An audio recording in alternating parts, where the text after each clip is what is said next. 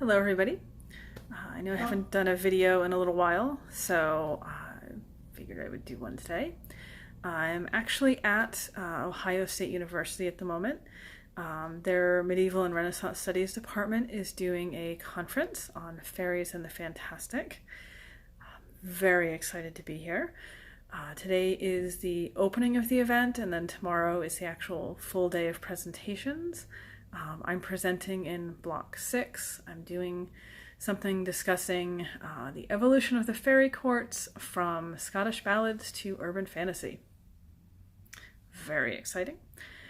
Also, really looking forward to seeing all of the other presentations, and there's a lot of amazing presenters and topics being featured, so it's going to be a really, really busy, really fun day. I hope. Hopefully my presentation goes okay. We'll see. I'm very nervous about it, but looking forward to all the rest of it. So I thought I would just do a quick video today since I haven't done one in a little while, and obviously the topic's on my mind since I'm here for the conference, about the subject of what a court is. I have written about this a little bit on my blog and sort of more generally, because it's something that causes a lot of confusion, particularly in modern America, something that I talk about a lot. When we see modern people discussing fairy courts, they sort of immediately latch on to the idea of the fairy court as a royal court. So you'll see it a lot in fiction, and also in pagan spirituality and mass media, I guess we could say, movies, gaming, etc., where the fairy courts are kind of pigeonholed into this concept of the royal court. So there's going to be a king or a queen. The fairies are all sort of affiliated with or owe fealty to this particular king or queen, and that's why they belong to that particular fairy court. So that is sort of the modern pop culture, I guess we could call it, understanding of what a fairy court is.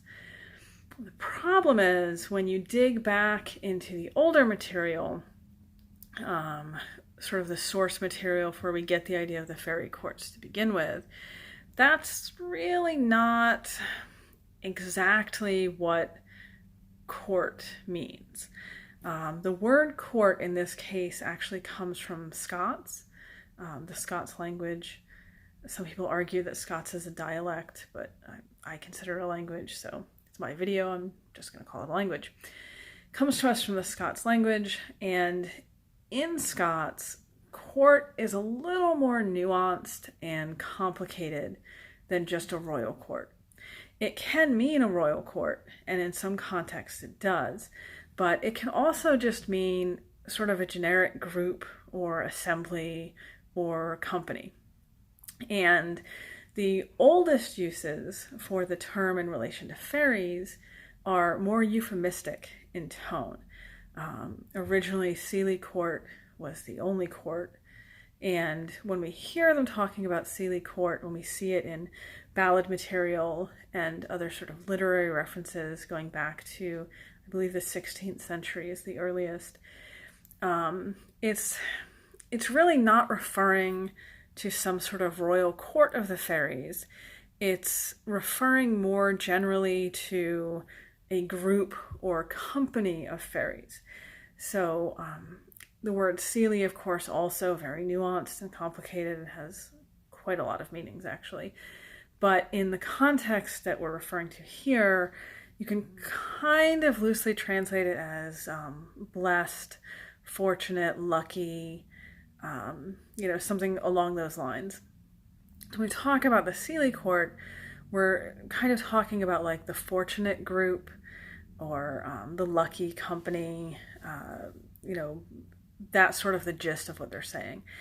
And it was used as a euphemism, the same way that you would say like Itirluteg for the fair family in Welsh, or Ithina Maha for the Irish, the good people.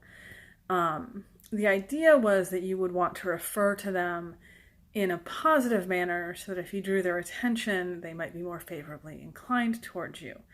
And this is how we see it used in the older material. And then only more recently, in the last 150 or so years, do we see the concept of the unseelie court being introduced, which is a whole other topic.